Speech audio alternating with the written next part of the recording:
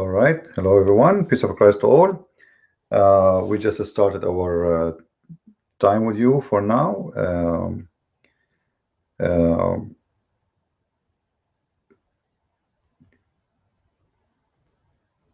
I decided to do it actually now because there's many who live in Europe or who live in like in Asia, etc. They are not always able to be with us because we do it in a good time for America. So I hope that soon we will have more people who will join us. And today our topic simply is about Quran, or what is called the amazing Quran. The Muslims, uh, they say and they claim that the Quran is an amazing book. Now this is what they say, right? And in the Middle East we say the monkey in the eye of his mother is an angel, is a super beautiful.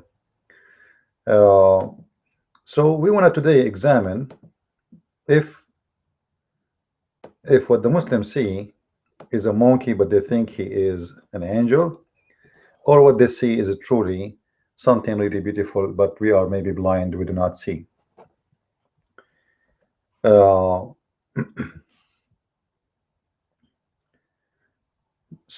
the claim of Muslims is very simple. And by the way, if you have a question, if you want to share with us, you can click at the it says be part of the conversation. All right, so you can ask questions. However, if you could not, please post your question in Facebook. Depend in which Facebook page you are using. We have the one for everybody, and we have the one for Asia, which is called Islam in Depth Philippines. I made this page a long time ago, actually not very long, especially for Asian in the Philippines, so they can ask questions. So if you have any question about our topic, just let me know. If you could not ask the question here, I mean in Hangout, you can simply post your question in Facebook page, in the main page. Don't post it to me in the email. All right, let everybody see your question. Doesn't we are not we don't have secret questions, do we? So post your question simply in the main page, like Islam for Dummies, or the other one, Islam in Depth Philippines. You can post it in Facebook, or you can post it here right away, and I will see your question. Actually, I prefer if you can do it here in Hangout. Simply, all what you need to do is just to click at the side of the conversation here in Hangout, and you will be able to see the option which simply says be part of the conversation. So if you could not ask the question here, you could not log in for some reason because it happened before, then feel free and post the question please in Facebook. And remember, post it if you want to post a question in Facebook, post it in the main page, not in email. All right, email is just an email. Like if you have a private question for me, something that's different story. But as long as the topic is for everybody, then let us keep the question for everybody, so everybody can see the benefit of it and can enjoy the answer at the same time. Now, is it truly that Quran is a book which nobody can make like it? When the Muslims come with this, let us say, challenge. It's a challenge. Simply, the challenge saying, can you make Quran like this? Now, I don't know how smart the one who made this challenge. For me, I don't see any intelligence there, for a very simple reason. The challenge is about what? Is it about language? Is it about science? Is it about you know it's about what? You know, I'm just trying to find out. Islam, when Muslims they make a challenge about the Quran, the challenge is about what? If it's about Arabic, it's very funny and very stupid to say, I challenge you to make Quran like it in Arabic. This is challenge only for the Arab or for the non-Arab? If this challenge only for the Arab, I can say to Allah a very simple answer. I challenge you to make any poetry like any poetry is made by the Arab. You know, the top 5 poetry men in the history of Arabia are Arab Christians, in case you do not know. Maybe this is a surprise to you. The top 5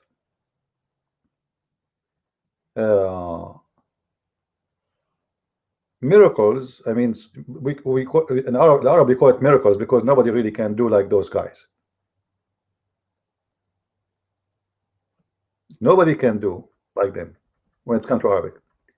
So it's very naive, it's very funny to make, because now if I make a Quran like the Quran of the Muslims or the Quran of Muhammad, who is the one who will decide if my Quran is better than the Quran?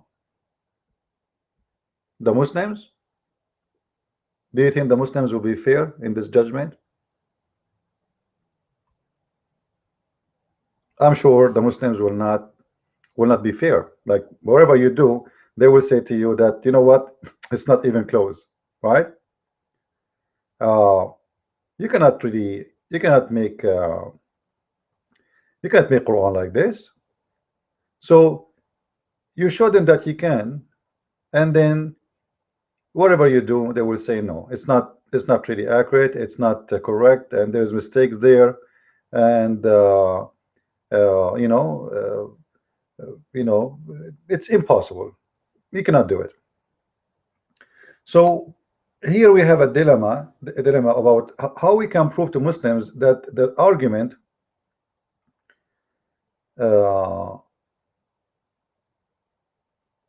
they come with is stupid. So this is what we will do today. We will prove to the Muslims before the Christians that the argument they are making is very, very stupid. I'm not insulting, by the way. Don't think I'm insulting. It's a very stupid argument. So the Quran says clearly that you cannot make Quran like this.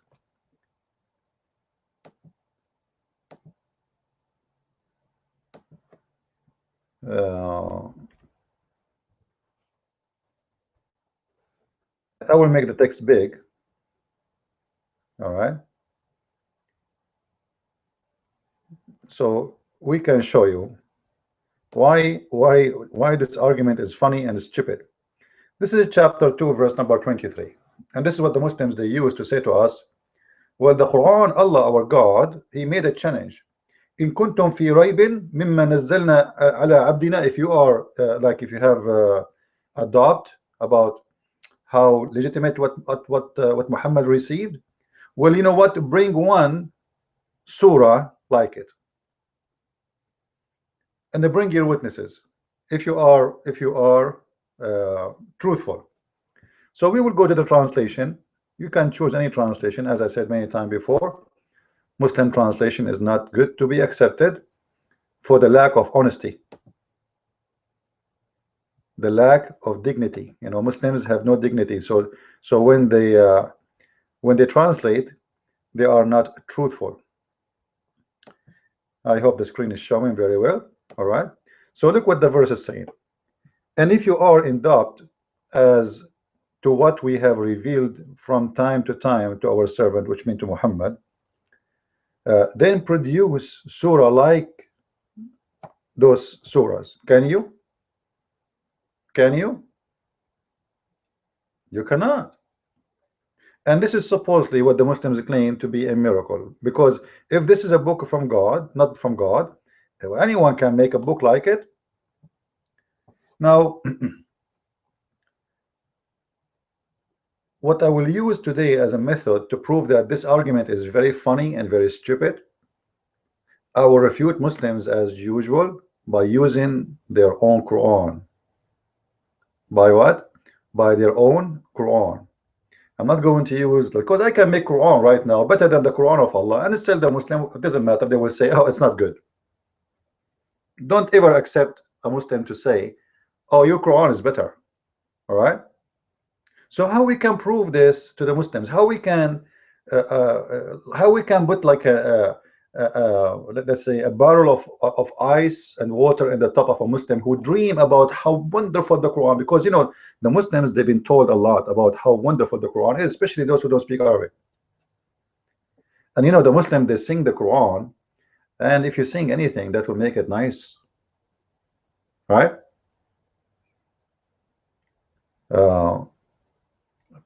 Music is beautiful, right? So they bring for you guys who have a beautiful voices, and they play the Quran for you, and you know they are listening, like it sounds like an Eastern music, you know, it's like, you know, but the Quran itself is very ugly and very disgusting. Not only the meaning, it's ugly, sometimes the meaning is very silly and very stupid. But because you do not know Arabic, so you will act like a cobra snake. You know the cobra snake? Shake with the stick, but not with the music. The Muslims, they shake with this music, but not with the stick.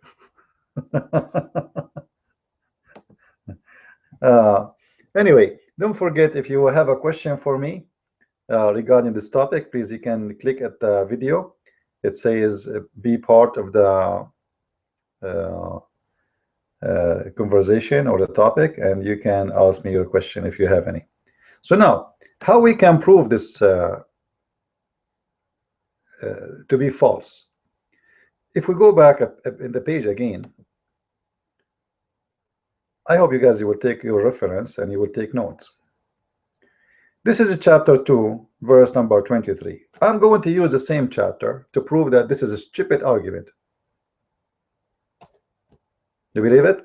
I'm not going to go even to different chapter. I'm not going to go to the Bible. I'm not going to go to the Arabic Christian poetry. No, no, no. There is no need, because you have to give something the Muslim himself cannot play with. Cannot play with. So we start here from verse number 2, chapter 106. In chapter 2, verse 106, and we will go to the translation.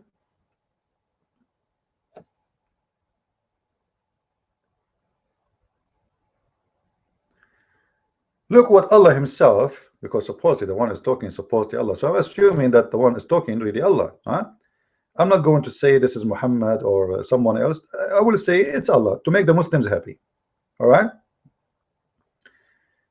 None of our revelation, none of our revelations do we abrogate or cause to be forgotten, but we substitute something better or similar.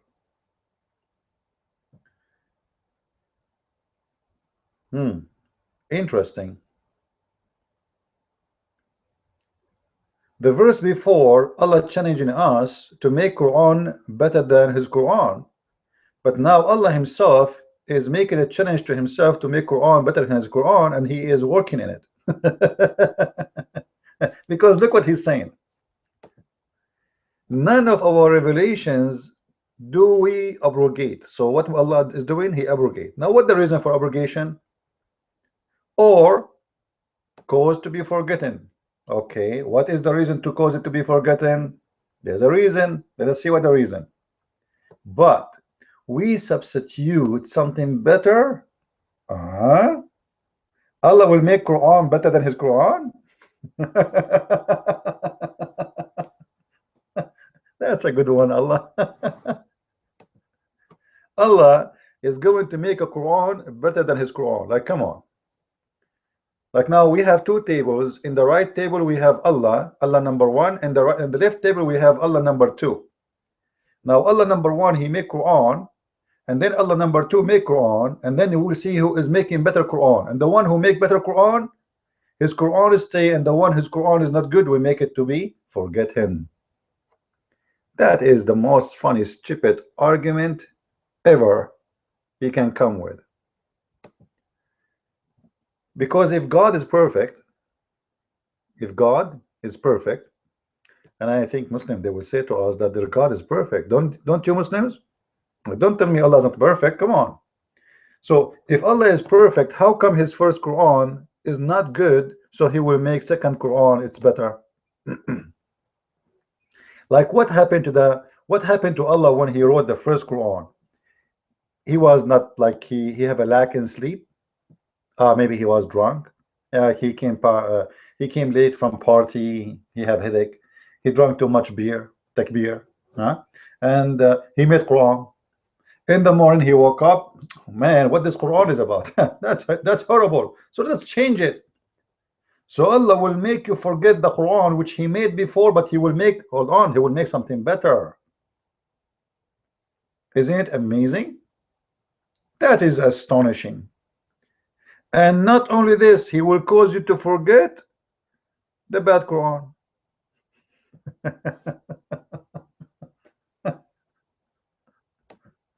That is really something, right?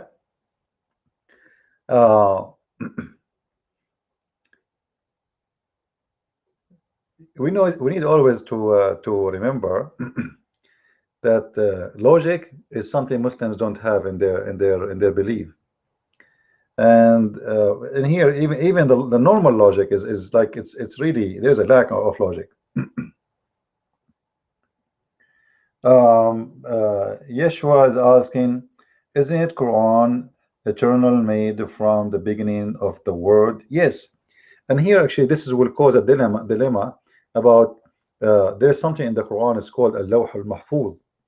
So Allah supposedly he have a Quran which is reserved in a Lawh al-Mahfuz, which is a preserved tablet. All right. So if Allah preserving his Quran,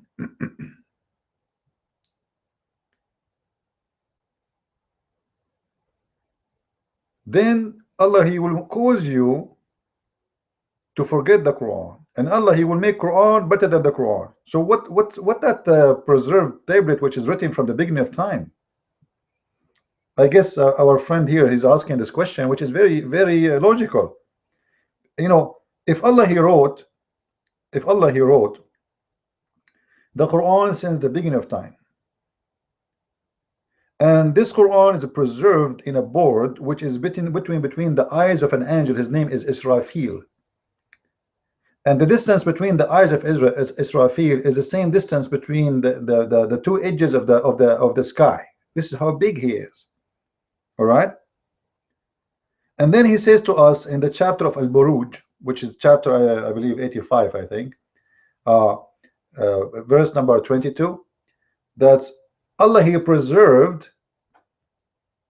the Quran in a preserved tablets. Then if you are saying to me, as we see in the screen, you are going to cause me to forget the Quran, what about the preserved tablet? And why you have a preserved tablet anyway if it's not final? Because obviously you are doing editing, you are going to do proofreading, you are going to do adjustment. So what the point of this tablet anyway? And you know what, when somebody says to us that God he preserved his book in a preserved tablet, he wrote it for himself, we need to ask ourselves first, why even Allah he have such a tablet? Like, you know, I write your phone number if you give it to me down, because I need to preserve it for a very simple reason. I have a lack of memory. I'm a human being. My memory will suffer from lost.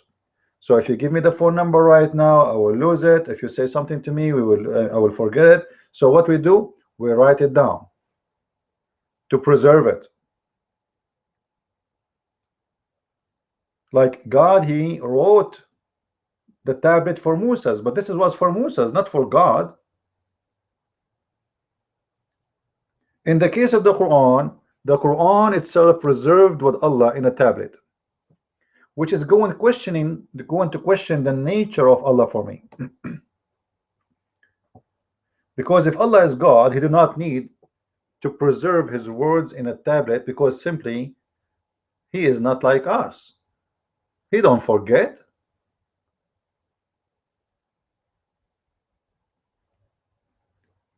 Then what the verse is saying to us, that Allah is going to make something similar or better.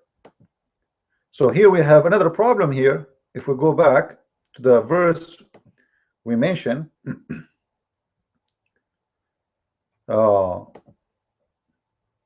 oops, we went out. Hold on.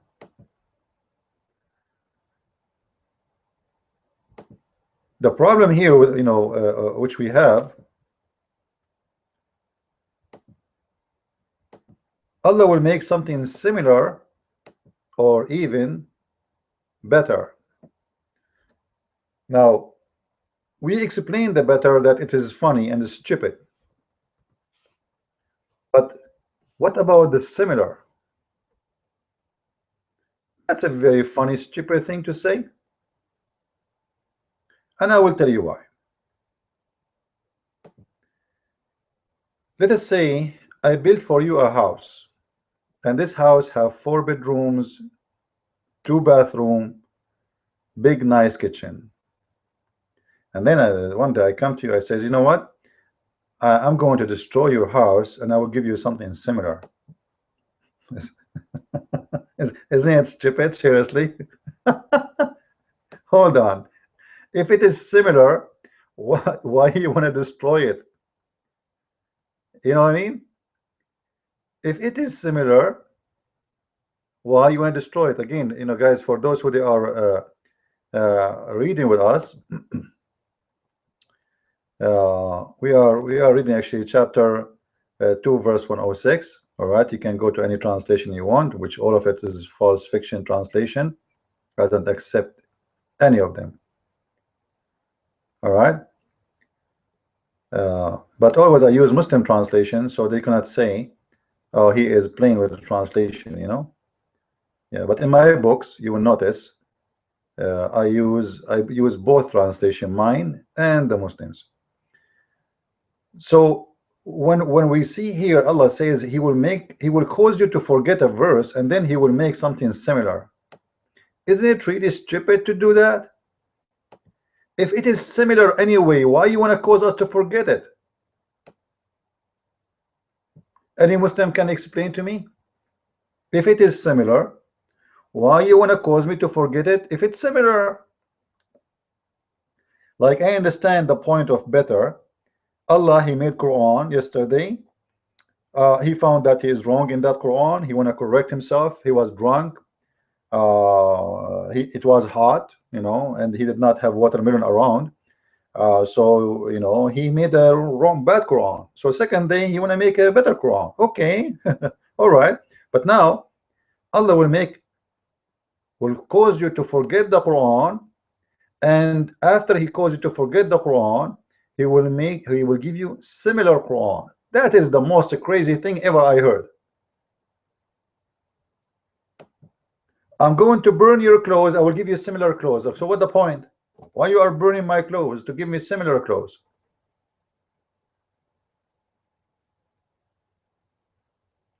Again, if you have a question, guys, you can click at the video. There's an option that says be part of the conversation, and I will be happy to answer you. If you could not join, simply you can go to our Facebook page and you can post your question in the main page. All right, in case you have a question. So simply the argument Muslims they come with, which is saying if you have or if you can provide Quran better than this Quran, it's a very silly, stupid argument, because what the chapter 2 verse number 2-3 is already conquered by chapter 2 verse 106, because Allah himself saying there is a worse Quran and there is a better Quran. So Allah does the challenge even against himself. Now, for me, this is not really enough. Seriously, this is not enough. I wanna get more solid proof against the Muslim claim, because still this is not really it's not enough for me. All right. So what we will do now, how we can prove to the Muslims, because Muslims they say, oh, you know what, Allah he abrogate the Quran, so he will make something, you know, you are taking it in literate way, etc. It is literate way. Allah saying it in literate way. And by the way, the real reason for Muhammad to make this verse here, that Allah will make Quran better than the Quran, or any verse he caused to be forgotten, because the prophet of the Abdul himself, he keep forgetting verses he mentioned before. So when they ask him to recite it again, he cannot remember. When he recited wrong. So what he do say, as an excuse for his false prophecy, he says, you know what, Allah caused me to forget, but Allah will give me something better or similar. You see, because how he can explain to you why he cannot recite the Quran twice correctly? The Muslim, they say to you, we recite the Quran by heart, right? This is false fiction. This is after 1400 years of repeating, you know, since you are a child. In the case of Muhammad himself cannot recite the verse twice, and the proof is just right in the front of our eyes. Why in the world God will cause anyone to forget his words anyway? Isn't it his word preserved? When you say to me, I'm going to cause you to forget it, so why you send it? And the funny, there is verses right now in the Quran is forgotten, which means no Muslims can remember them. But yet they practice the order of those verses, but they cannot remember the verse. As an example, you know, there is the verse of a breastfeeding for adult. Quran should have two verses at least for breastfeeding for adult. If you go here,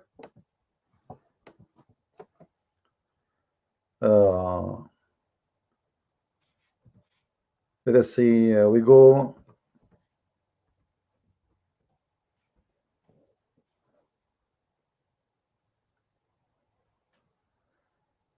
this is a story supposedly here about a man.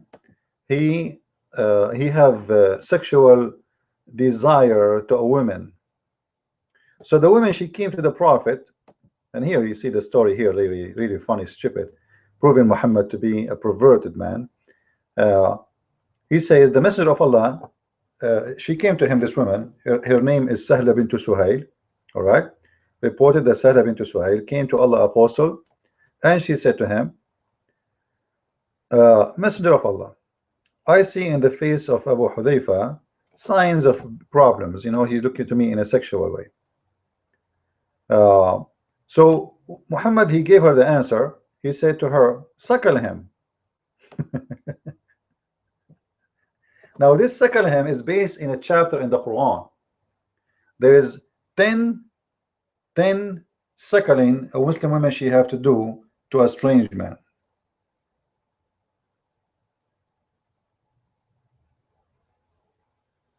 10 suckling until he is satisfied. Now look what the woman, she said to him. She said, how am I going to suckle him and he is a grown man? Allah Messenger said, I already know that he is a young man. It doesn't say that in the Quran, in the Hadith. Just to show you how Muslims they give false translation. Look, the first verse here translate, he is a growing up man. Do you see it? Do you see it? Well, this is in Arabic. It says, وَهُوَ رَجُلٌ كَبِيرٌ. He is an old man. He is not a kid. In the second line translation, because they are ashamed of it, look how they translate it. I already know that he is a young man. The fact, you see, look with me in Arabic, you will see the same sentence. إِنَّهُ رَجُلٌ كَبِيرٌ. It's exactly, you see it? The one in the top, you see it? This is why I say always, don't ever trust an Islamic translation. Hypocrite, liars, deceivers. Don't ever like to trust an Islamic translation. You have to be really like a fool. it's not smart to do so. All right. By the way, I'm using this account today, the other account in Facebook. Please subscribe. I did not use the other one. So subscribe to this one, because this is in the future will be my official one. All right, we are trying to move the number of subscribers from other accounts to be here with us. So please subscribe, and don't forget to be like, so we can be updated always when we go on air or we post a video, etc. Now we go back to the topic. So there's verses in the Quran, they are gone, and the Muslim, they say to you that the verses are gone, they are forgotten, but their orders stay, which is very funny. Why somebody want to make a verse forgotten and keep the order of the verse? Okay, how you can, what do you mean follow the order of the verse? Like stoning to death. Stoning to death is gone from the Quran.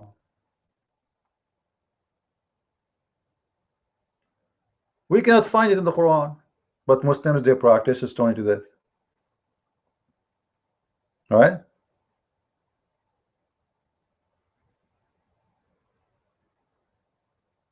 Here, actually, let me show you this hadith here, just to show you that how Muslims, they lie in the translation. You remember in the other hadith, they say the translation, he is young.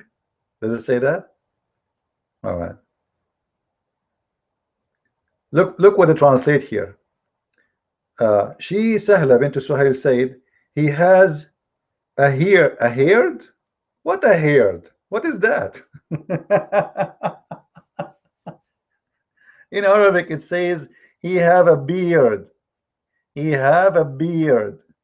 In the translation, it says فقالت إنه ذو لحية. إنه ذو لحية. He have a beard. In the translation they say he has haired. What is that? He have a beard. He have a long beard. This guy is a man. Unbelievable. Anyway, so those verses are gone, and we cannot find them no more. All right. And actually, you will see that later, this Aisha herself, she used to order her sister, as you see in this hadith here. She ordered her sister. All right, if you see with me here, she ordered her sister to give her breast to any stranger who want to get into her, which means the sister is sitting outside like she is her secretary. So let us say I want to go and see Aisha. The sister of Aisha, she will give me her breast, and I will suck it 10 different times until I am satisfied. I don't know what does that mean. And the funny, by the way, Muhammad is ordering a woman to give her breast to a stranger to cool him down. This guy is horny. I never heard of a woman, she gave him her breast, he calmed down. That's weird. That's not what will happen. A woman, she gave her breast to a stranger and he cooled down, and he liked her already, he want to have sex with her. That's the madness. And then you will see Aisha, she is ordering her sister that anyone who want to enter upon Aisha, he have to suckle from the sister of Aisha. All right.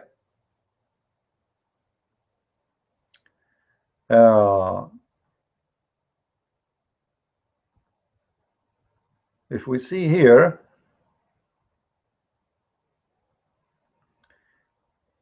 look how the translation is false again. In here in Arabic it says يدخل عليك الغلام الأيفع. Al-Ayfa, speaking about a young guy, not a boy. This is not a boy. Yafa in Arabic, we say Yafa for someone, let us say he is 16, 17, this is Yafa, like let's say he is he's almost like he's passing the teenage to be a man. This is why, actually, he's a man already. This is why it says in the other hadith that he have a beard. All right. So the sister of Aisha, she used to give her breast, so anyone want to enter into Aisha have to suck her breast. And here you see the verses are missing. Like if you read with me here, actually this hadith here is speaking about entering upon Aisha, but this is simply here for men with no question about it.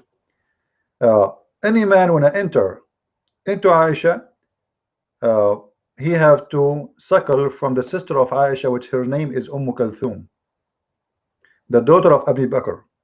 All right. So anyone when I enter to Aisha have to suckle from the sister of Aisha 10 times.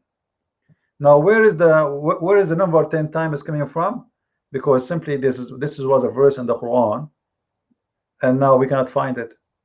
And I am sure, like the Muslims, they say that a goat ate the verse. A goat ate the verse. And this is actually another problem for Muslims, because if the goat ate the verse, then how you say to me the Quran is preserved? I challenge the Muslim to show me where we can find the 10-time suckling verse and the 5-time verse of suckling, because later there is another verse came and the 10 became 5.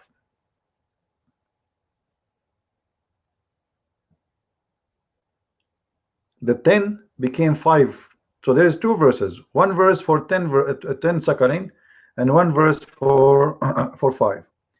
But we cannot find the 10 verse, the 10 suckling verse, and we cannot find the 5 one. All right. So this is just additional proof of the fiction of the Quran, saying the Quran is preserved and the Quran nobody touch it, and the Quran, etc. Like if you search here for the hadith,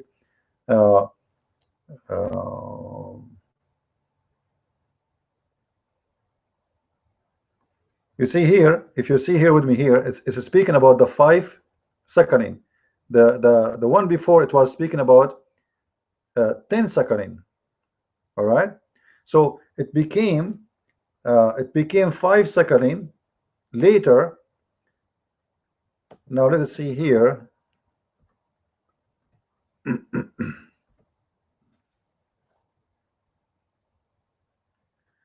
This is the hadith here about the goat eating the Quran. A goat ate the Quran. If you read with me here, actually this story here mentioning 2 verses is missing from the Quran. Actually 3 verses. The verse of 10 suckling, a verse of 5 suckling, and the stoning to death. Look what it says.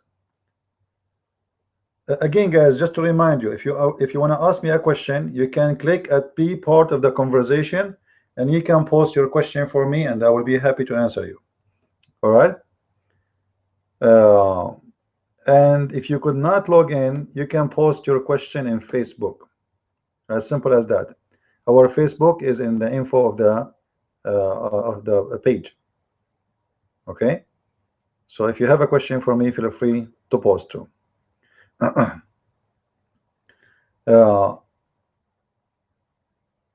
If you read with me here, it says the verse of a stoning and of a breastfeeding an adult 10 times was revealed. So what we have now, we have a verse of a stoning. This is a different verse, and there's a verse of a breastfeeding of 10. This is another verse. And the paper was under my pillow. Where the paper was? There was a paper under my pillow. Actually, I don't believe there's any kind of paper. At that time, there's no papers for this is Arabia. People, they use leather to write in it. The paper, I don't believe it. This is really weird to say a paper.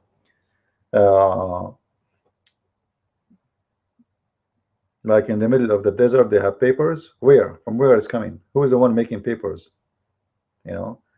Like the Egyptian, they have, etc. But the Arab in Mecca, that's very hard to believe. Anyway, so it was under my pillow.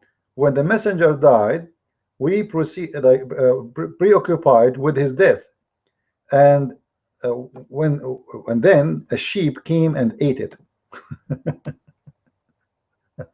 Okay, what? Hold on.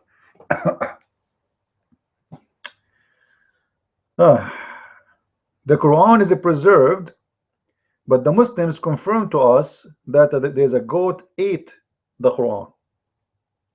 And remember here, the Muslim cannot say this hadith is weak. By the way, even the weak hadith is a good hadith, in case you do not know. All right, weak hadith and strong hadith, Muslims they play this game, but the fact all of them they pass and all of them they are okay.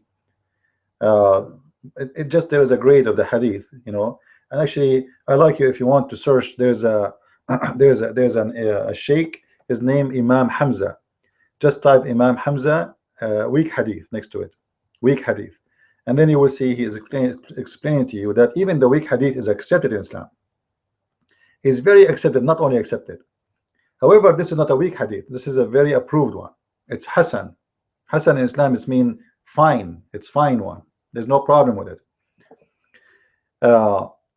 Here it says these verses were abrogated in recitation, but not a ruling. What do you mean? How you can abrogate a verse in recitation? You tell me.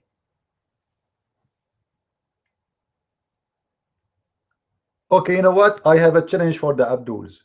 Show me a verse. Show me a verse. It says because in order to abrogate them in recitation, you have to have an order says don't recite those verses no more. Can you show me a verse saying don't recite them? If there is verses in the Quran now we can jump over them. What do you mean abrogated in recitation?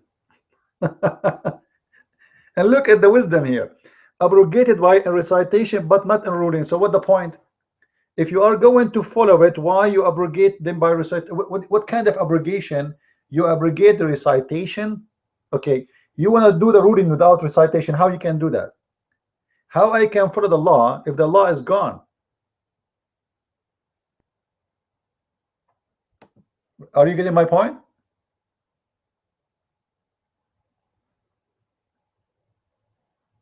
How I'm going to follow it if there's no law no more?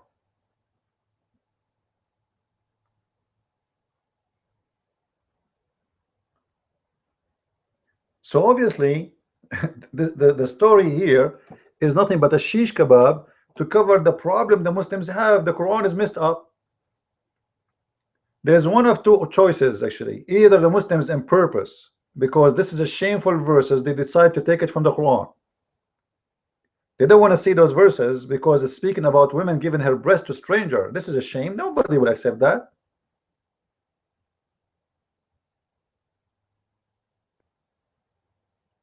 Few years ago, when the dean of the Islamic University of Al-Azhar in Egypt, he made a fatwa that any woman she go in the bus, she have to feed everybody in the bus. She have to give him her breast to everybody. Otherwise, she is doing haram. Everybody go crazy. He said, "Why you are going crazy? This is what the Prophet said." Actually, this is Quran. This is Quran. As you see, abrogate the recitation, but not the ruling.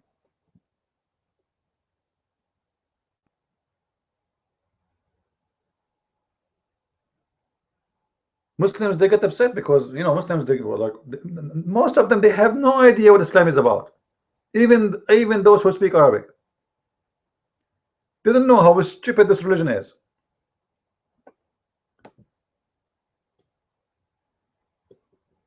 Any question?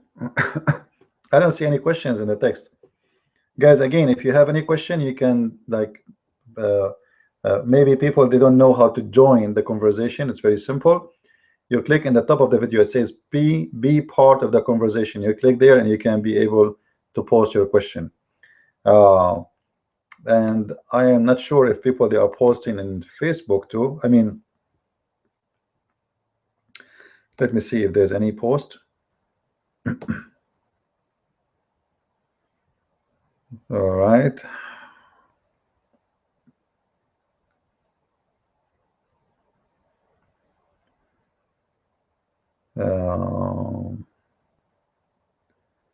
Okay, I don't see any post. I see an email. Let us go to YouTube to see if there is anyone have any post for us.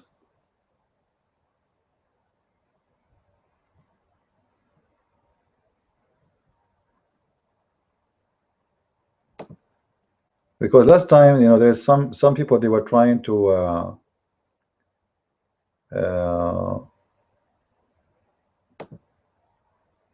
post on YouTube, but they could not. I don't know why. I mean, I'm not really sure what the problem. So let us do this.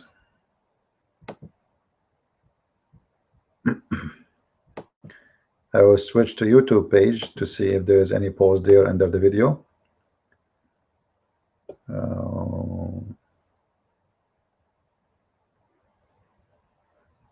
I see nothing there. Okay, let's go back.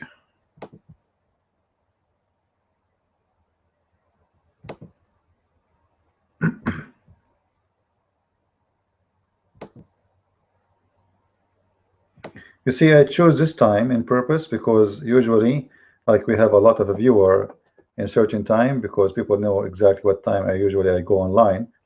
But today I decided to go in different times, so people who they are in Europe, they might be able to be with us and join us. All right. So here,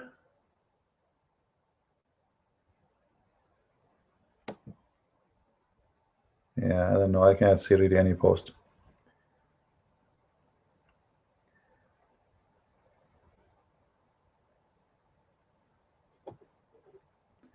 Anyway, now we will go to the method number 2 to prove that the Quran is not, you know, like that the challenge the Quran make is very stupid, because until now we have many, like we did not really mention everything. The Quran come with a challenge, which is to produce Quran like this, and we show you the first verse. However, in verse 17, chapter 17, verse number 88, the Quran says the genie and mankind, if they gather together to make a verse like it, they cannot do it. All right.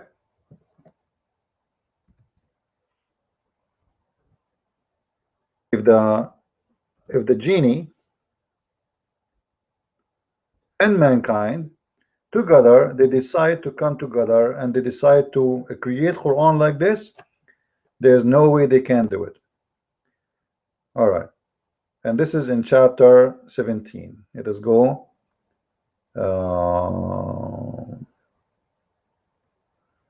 Chapter, isn't it chapter 17? My memory is not going good. I think chapter 17. I believe chapter 17, verse number 88. Let us see here. English.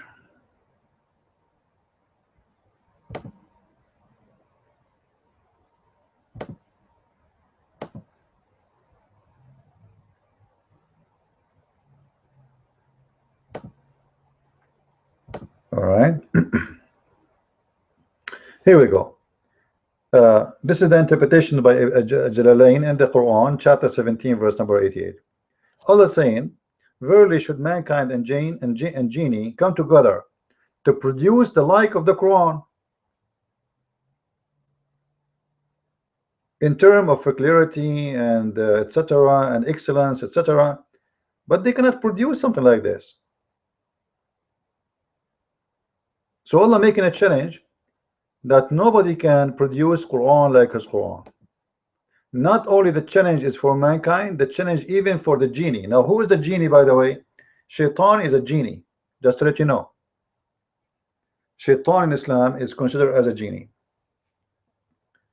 Now, you see, when a fool, he speaks too much, he hurt himself.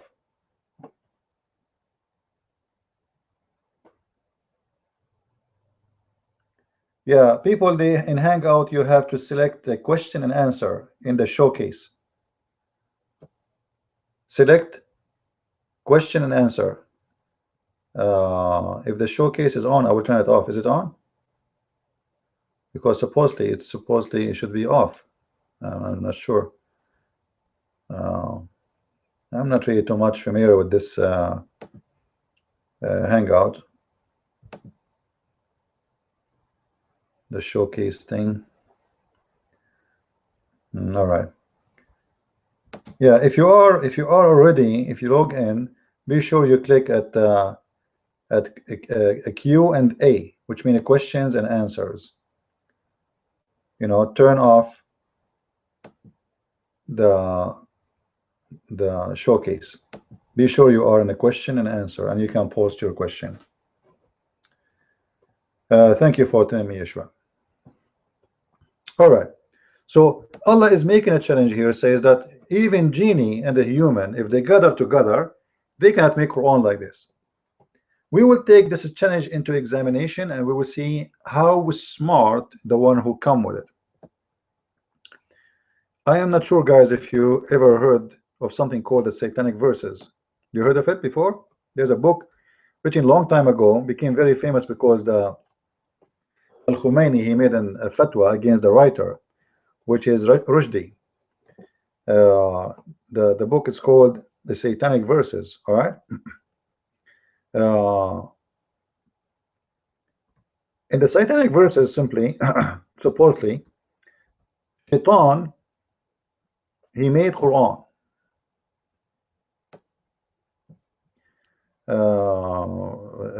The Shaitan, when he made the Quran, he came with the Quran, and he gave Muhammad Quran, and Muhammad, he did not notice that this Quran is not from Allah. All right. So Allah made a verse, says we are going to delete, we are going nansakh. All right. Now here, this is the chapter 2, verse number 106, where we spoke about Allah is going to delete, right? Allah is going to abrogate. Either we showed you that verses which used to be for breast adult feeding and stoning to death and etc. And then Allah, you know, he himself is changing himself, and Allah himself is beating himself, and Allah, he made Quran better than the Quran. And we showed you verses are missing and gone, and we showed you the verses are eaten by the goat. But now the story is different.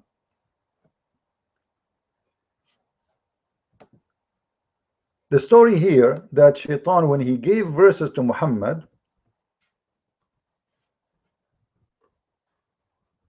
Muhammad did not notice.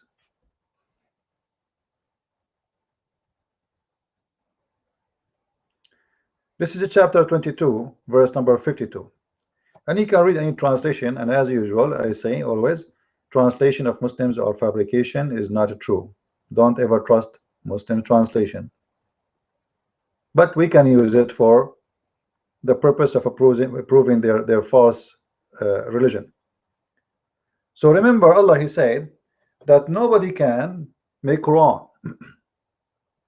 Not only the mankind, even the genie. Shaitan is a genie.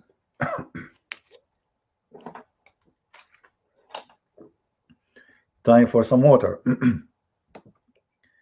Shaitan is a genie, and this Shaitan, he gave Quran, and he made Quran. And guess what? Muhammad took the Quran, and he did not notice.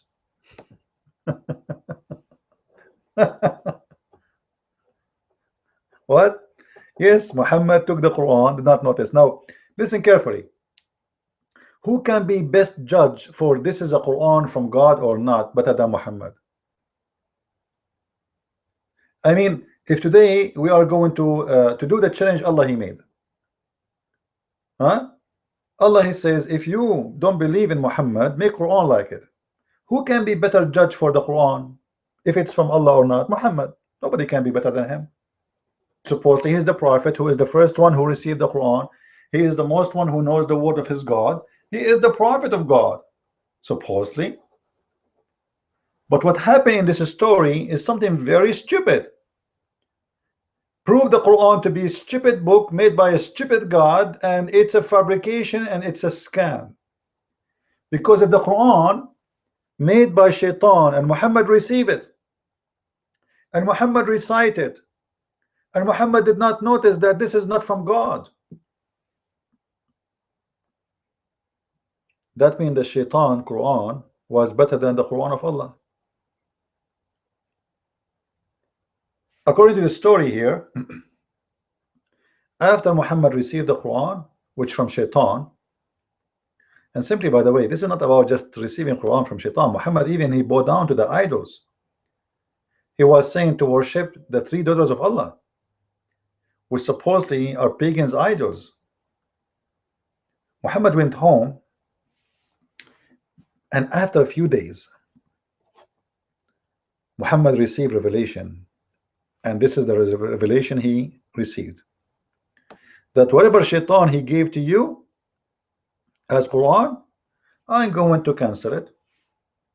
All right, whatever Shaitan he throw in your mouth of Quran, false Quran, I will take it off. But the question here, how Muhammad he received Quran from Shaitan, and Muhammad himself did not notice that this is not a good quality Quran? Like, this is madness. This is madness, because if you see what the story happening here, it's not only the words. Muhammad he was saying it clearly, worship the three daughters of Allah. How come Muhammad did not notice that this cannot be from God? Which mean here the quality is not only Arabic quality or structures of the sentence quality or a grammar quality. No, even the words, the teaching, it's against what he stands for. Supposedly he is teaching that you should worship the daughters of Allah. So if you go to the interpretation, chapter 22, verse number 52.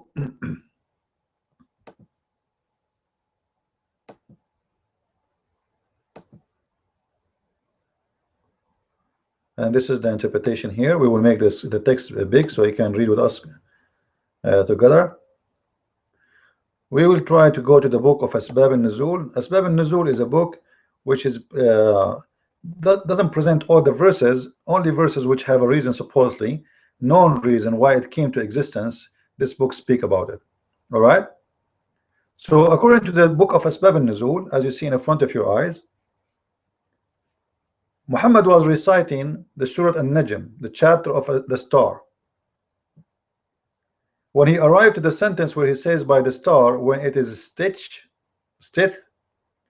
the messenger thereupon he recite Al-Lat, Al-Uzza, and Manat the third and the other.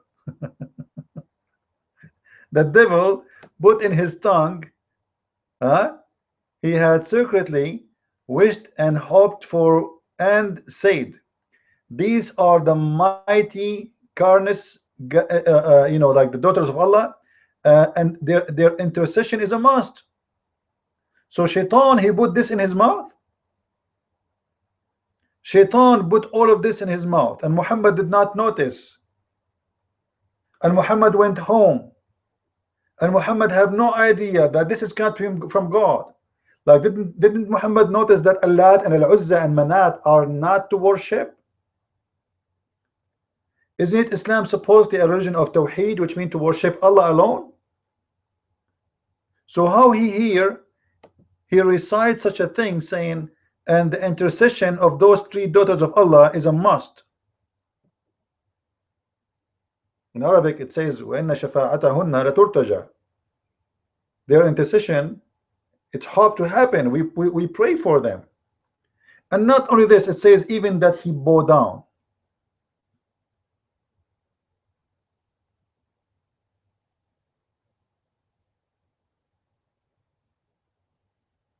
He bowed down. And those who they are witnessing are Muslims and non-Muslims. They are witnessing Muhammad reciting the satanic verses, and they bow down with him.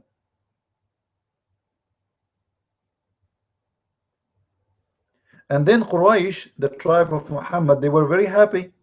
Muhammad is worshipping our gods.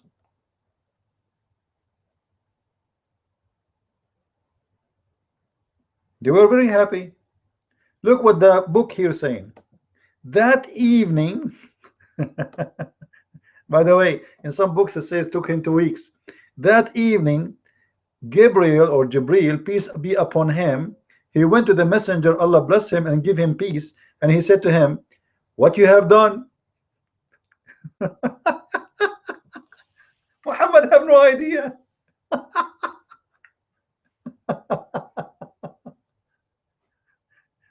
The prophet of the Abduls, he have no idea what's happening.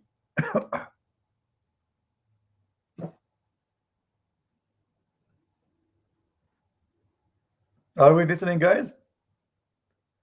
The prophet of the Abdul has no idea.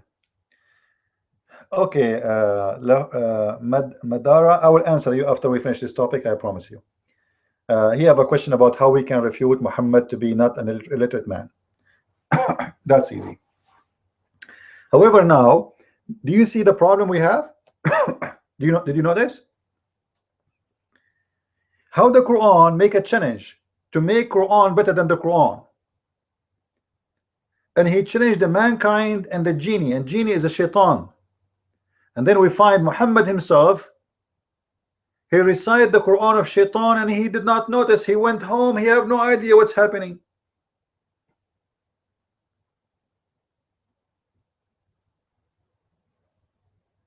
You know what I mean? That's crazy. Which means the Quran of shaitan was so good to the point Muhammad did not notice, even better than the Quran of Allah. So the angel of Allah later, he came to Muhammad, he said to him, hey, Prophet Abdul, brother, Dr. Zakir Naik came to Muhammad. Brother, what did you do, brother? Brother, how you recite brother? Huh? Brother, how you recite brother? And Muhammad like, what verses? Well, Muhammad, Habibi Muhammad, you know, come on, you know, Shaitan gave you those verses. Did you not notice? He bowed down to the idols, he worshipped the idols, he recited their names, asking for their intercession, and yet Muhammad have no idea. And the funny, the Abdul, they say to us, bring us Quran better than the Quran. If such a, this is a horrible thing happened here. It's not only the Quran can be made by anyone. Even saying such a crazy things can be accepted. And here is going to show us many stories actually, or let's say something behind the line here. The Muslims and the non-Muslims, they were watching.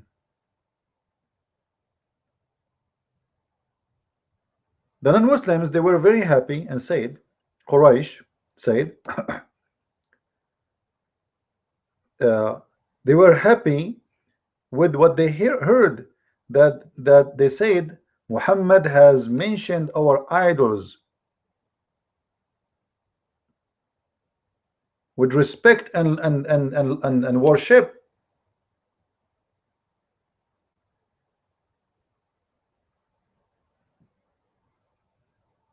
And they are praising Muhammad for doing that. So how Muhammad did not notice?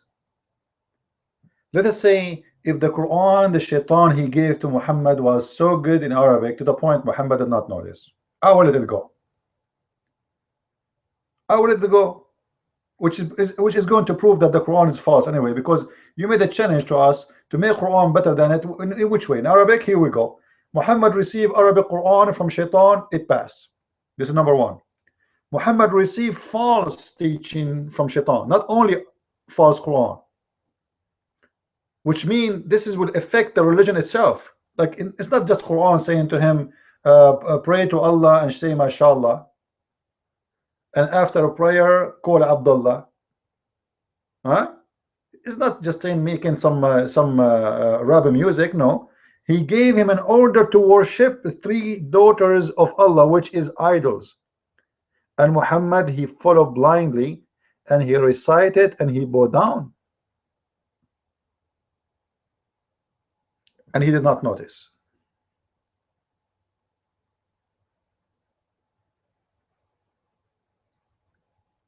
And this is how easy we can destroy the argument when Muslims they say, can you provide us Quran like the Quran?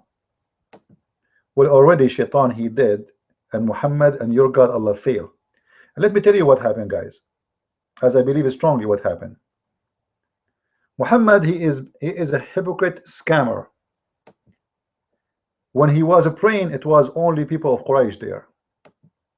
All right, and they were praying behind him. Like they say some Muslims was there, but Muhammad maybe he said to himself they would not complain. He is a prophet, whatever he say, they will let it go. The news spread about what Muhammad did, and Muslims start complaining. This guy must be a scammer. He tell us we have to worship Allah, we should not to worship the Lat al Uzza, because there is a verse in the Quran about it. That Lat al Uzza, you know, the daughters of Allah, Allah reject them.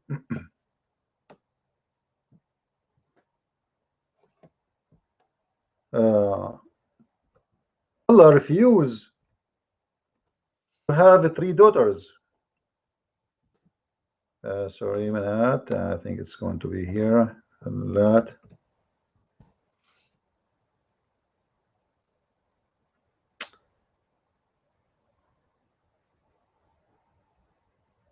It's not going to come. It's coming with all the sentences. Let's go here. What's happening? Let us see. Hold on. I think I need to clear my my history. Here we go.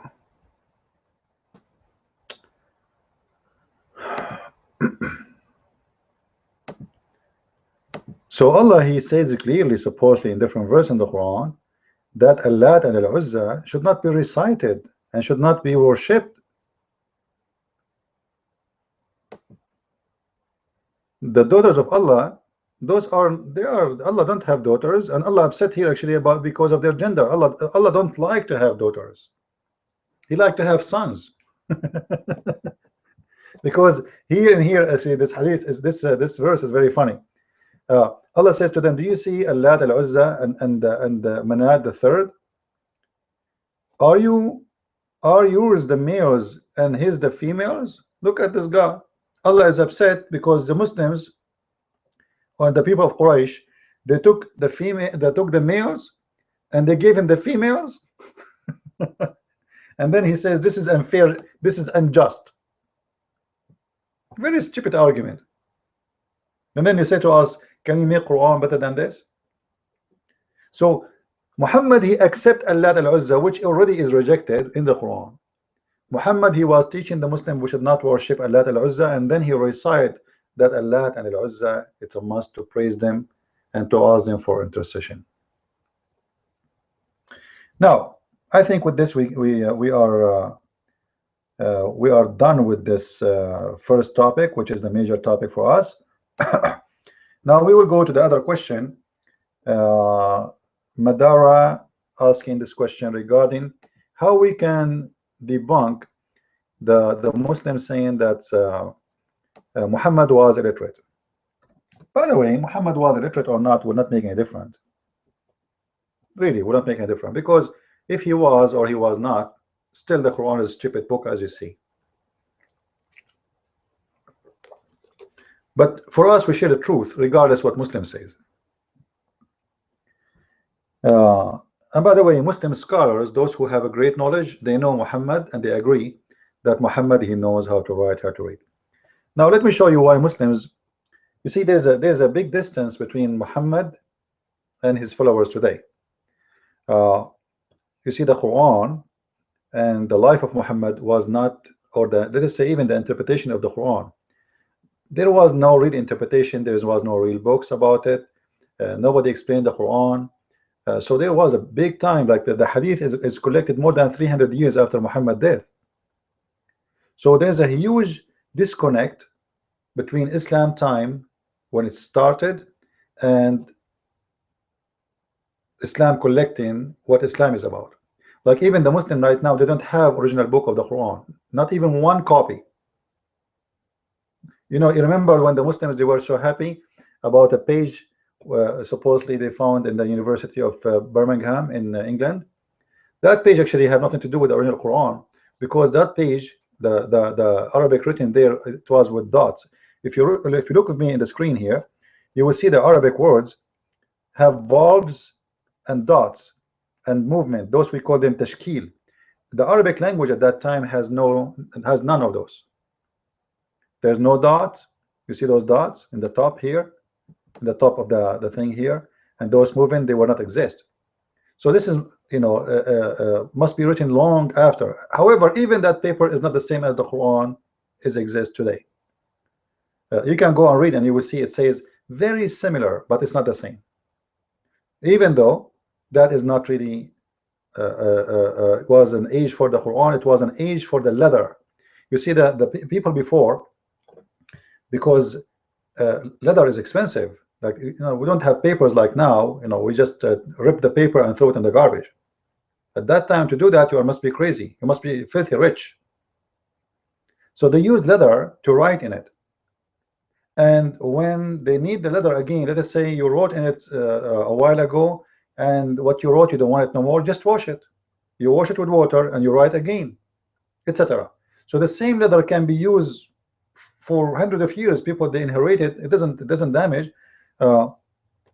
They write in it, and then the old writing, they take it off, and then they write again, and then later they write again, and etc. This is why you see that piece of leather have many background writing in it. You can see it easy. So the age was the age of the leather. Actually, the age of the leather was even before Muhammad's birth. The age of the leather, not the age of the ink. Now, how we can prove Muhammad to be not illiterate? You see, the Quran used the word ummi, al-ummi, which means the unlearned. All right. And this is all those verses in front of your eyes speaking about that. You know, you can take notes. As an example, chapter 7, verse number 157. This is a translation of the Muslims for this verse. Those who follow the messenger, the unlearned or the illiterate prophet. So here the illiterate is about illiteracy in the book of God. This is why you see the Quran call the Christians and the Jews the people of the book. People of the book. Muslims are not people of the book.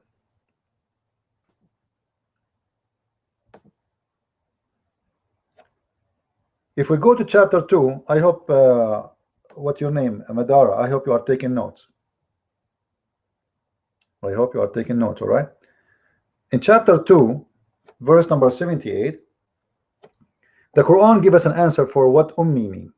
You see, وَمِنْهُمْ ummiyun. The same word is used for Muhammad. Muhammad is ummi, a Rasul al-ummi.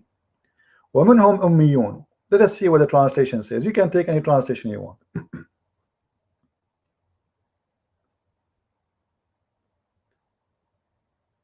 Look what the ummiyin is translated, as we say. And there are among them illiterates who know not the book. So who is the illiterate? Is those who do not know the book of God. Illiteracy, this is a religious book, not a book of science. So the illiteracy here is you about not knowing the book of God. So when somebody, like even the Hebrew people, when somebody is a rabbi, they say he is a learned man. Learned man means rabbi. All right, he's learned. The public are not learned because they don't have the whole knowledge. The scholars are the one called learned. So those who they are illiterate is those who do not know the book. Yet the Christians consider all the Christians and the Jews are people of the book. Why? Because we are learned about God already, and now it's time for the illiterate, the ignorant, who do not know God, and this is why the Quran called them illiterate. And Muhammad was one of them. Muhammad was not a believer. We can give you more reference. Let us show you more reference. So we finish with first one, all right, chapter 2 verse number 78.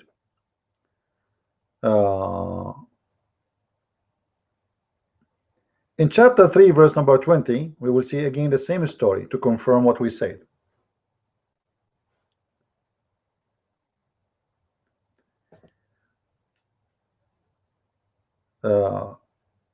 And as you see here, this is supposedly Allah is arguing with the people of the book, people who've been given the book, all right? But if they say, if dispute with you, say, I have surrendered, not submitted, myself entirely to Allah. So everyone who follows me, and say to those who have been given the book, and the unlearned people. So look what the Quran divide. The Quran divide the people to two kind of people: unlearned and people of the book. So what unlearned mean here? You hear me, Madara? Are you getting the point? So the Quran divide the people to illiterate and educated. The illiterate is the one who do not know the book, not the one who do not know how to write, how to read.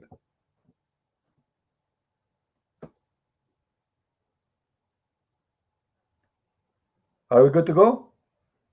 Like, did I give you enough reference, or you want more? Because we can give more, you know. It's like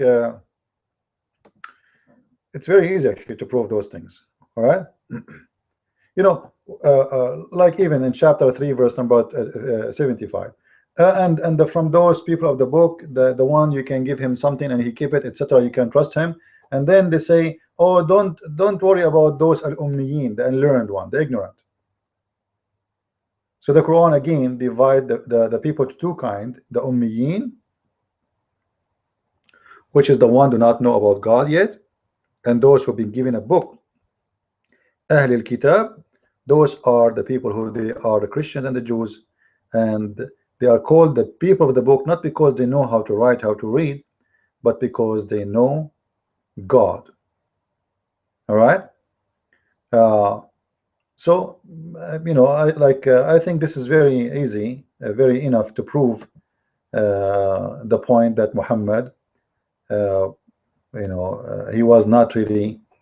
The Quran never meant so. And now there is more hadith about Muhammad writing, you know, ordering them to bring him a paper and a book because you want to write. There's tons of hadith. You can search them in the internet. There's tons of them. But I prefer always to show the people from the Quran that what the Quran speak about, that those who do not know God. Now a Muslim who says to you, okay, why you are saying Muhammad is ummi, as unlearned about God, when he was a follower of Abraham? I'm sure all of you heard Muslims saying that Muhammad is a follower of Abraham. Now, is that true? Is that true that Muhammad is a follower of Abraham?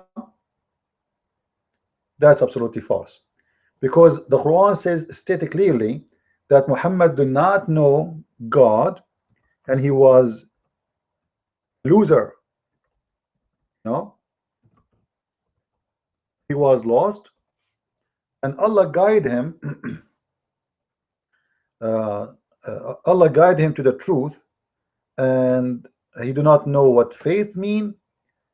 He do not know what God mean. He do not know what religion mean. Muhammad was simply a pagan person. He was a lost man, and he do not know anything about God. Like even the Arab, by the way, before I show you the verse about Muhammad, oops, we went to the Arabic one. In chapter 48 verse number 14, you will see it says, the Arab, they say, we believe. The Arab, they say, we believe. The Quran says to them, or Muhammad says to them, suppose it's the Quran, don't say we believe, say we surrender. You see the translation here about submitted is false. The correct word for translation, we surrender. Let me show you.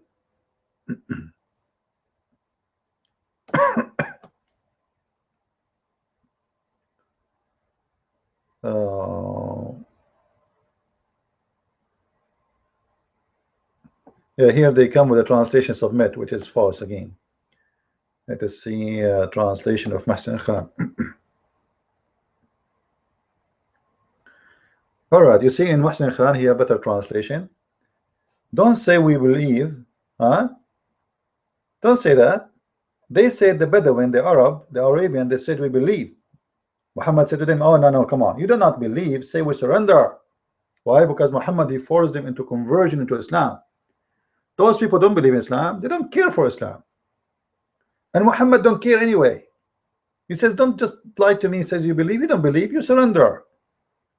So Islam is about surrendering, not about believing. Muhammad have no problem with you to surrender without believing. You convert to Islam, you say the Shahada, and you don't believe, it's fine. That's very fine. As you see, Muhammad here is not against them.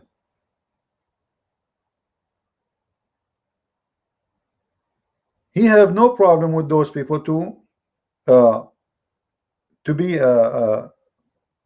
Muslims without believing, as long as they surrender.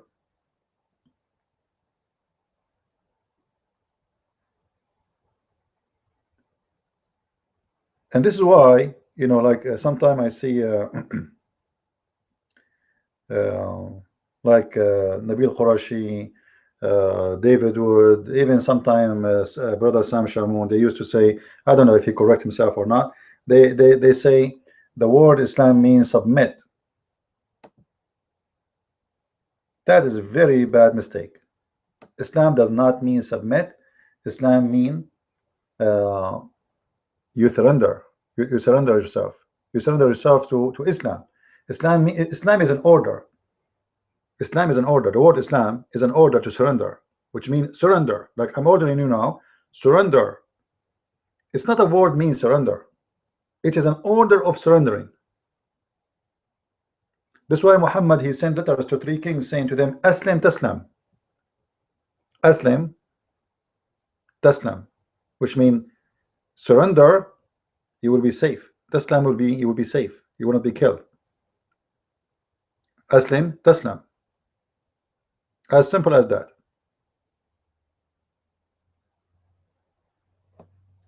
Are you there, Madara? Did I answer you? I don't see many questions here. Any other question?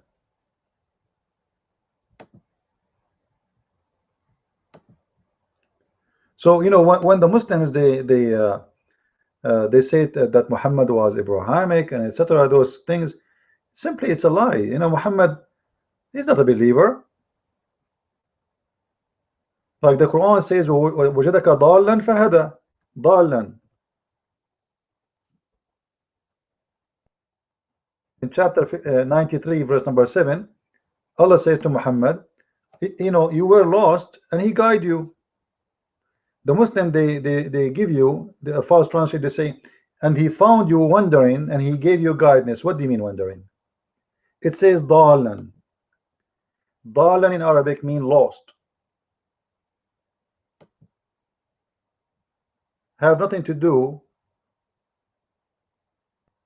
with wandering, and he found you unaware. What do you mean unaware? Like look how they try to fool you with the translation. What do you mean unaware? Unaware of what? Unaware of the Quran and the law? How he will be unaware anyway if he didn't receive the Quran anyway? This is how stupid, you know, they try to fool you. If this guy never had Quran before, how he will be aware anyway? The Quran says, وَوَجَدَكَ ضَالًّا, you were lost and I guide you. Lost, totally lost.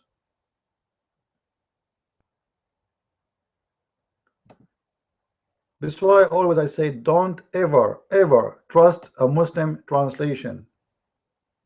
Fabricators, liars, they will never give you a true translation. If they do, it must be my mistake. Look here, this is better translation. Look what it says. You see, even the devil, God, the devil make mistakes and expose himself and find you lost. What do you mean? Look what they say between the bracket.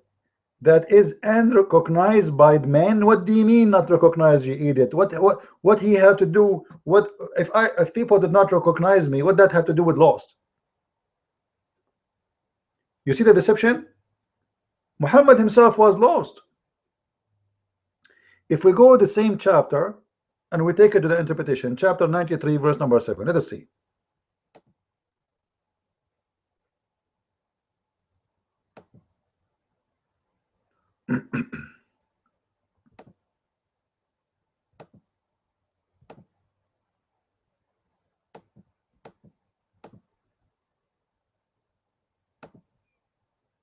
All right.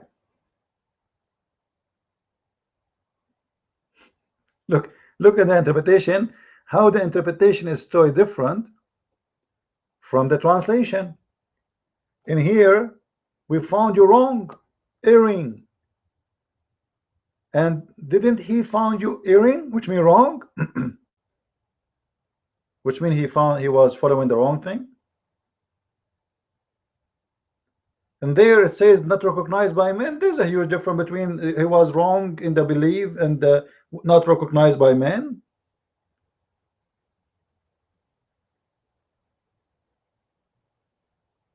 You see how they deceive? Well, Muslims, you will never find a Muslim is saying the truth. It's impossible. It's against Islam.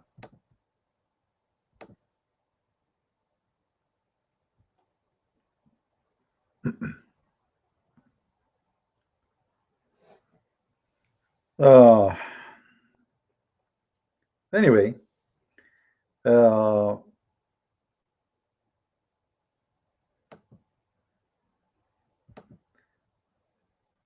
there is many ways to prove Muslims to prove the deception of Islam, but Muslims, they take advantage because you do not know Arabic, and that will give them the upper hand. This guy, he do not know Arabic, so whatever we say to him, he will take it. Like what he know, how he can refute us. You know what I mean? How he can refute us? He cannot. What he know about Islam?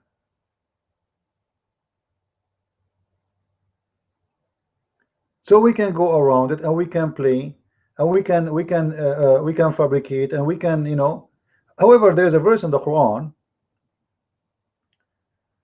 My screen is off again. Hold on.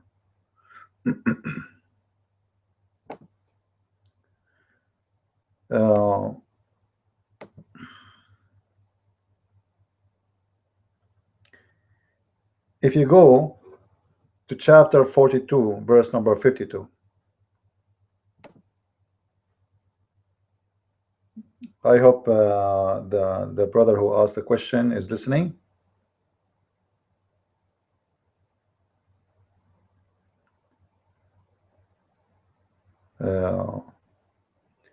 It says, and thus we have we by our command sent inspiration to thee. And by the way, Muhammad never received inspiration. Inspiration is God speaking to you in your mind, not delivering to you verses by a guy saying them to you. His name is Jibreel. That is not inspiration. Very stupid Quran. Let's continue. And it says, though knowest not before what was revelation and what was faith. So what the stage of Muhammad before the Quran arrived? What the stage of him? He know not two things. He have no faith and he have no revelation. What does that mean? He's a kafir. So when the Muslim, they say to you Muhammad was a follower of Abraham, it's a big fat lie. Because if he is follower of Abraham, how you say he have no faith? Isn't it the faith of Abraham is the faith of Islam? Isn't it Abraham is a Muslim? If someone is following Abraham, as Muslims they claim, he is a Muslim. But the verse in front of us saying that Muhammad do not know anything about any revelation from before, and he have no faith. You know not what is revelation, and you know not what is faith.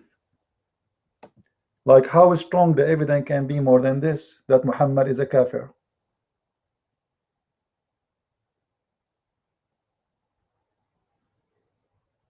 We can make a topic about tourism, Madara, because I'm not really planning to stay longer than this.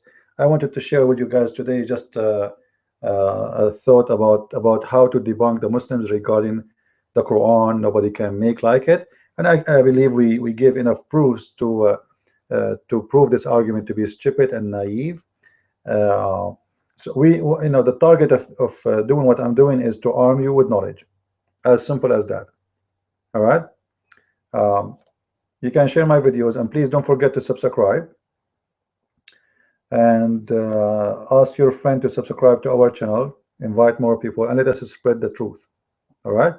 I'm almost doing my show every day, but usually I do it in USA time, around afternoon New York time, like sometime 4 p.m., 5 p.m. New York time, something like this, but as I said today, I wanted to share it in different times so we can have those who live in Europe or in Asia to join us.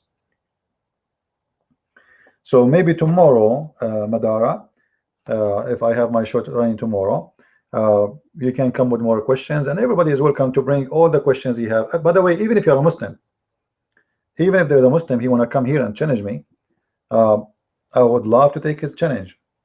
Even we can make a live debate, live challenge, not just text. I don't like to challenge Muslims by text. Would be nicer if we do it by voice, and we show reference and proofs, and that will be very exciting, right? And you guys just sit, watch, and enjoy your popcorn, because it's going to be very nice, but for us, not for them.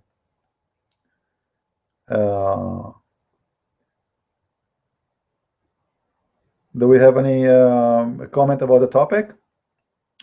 I think with this, we had done everything, and I want to say thank you by the way, for those who did donate for our mission. I appreciate them. We have already, I think, 28 people, and actually 28 people, including those who they are taking Arabic class, and those who they are taking the Arabic class alone. We should reach more than the $600, because the Arabic class alone should cover at least 1,000. So those who they are paying for their classes included. Anyway, I want to say thank you for everybody, even those who give $1 donation. God bless. I appreciate you, and thank you very much for your support. And I hope in the future we can do better, and we can do more. With this, I say thank you. God bless, and see you very soon again. And don't forget, if you ever miss my channel, like something happened to my YouTube, etc., underneath of the video info, there is my website, investigateislam.com, and there's our Facebook. You can click there and subscribe, so always you can be updated about any new news we have. With this, I say thanks, God bless, and see you very soon again. Bye-bye.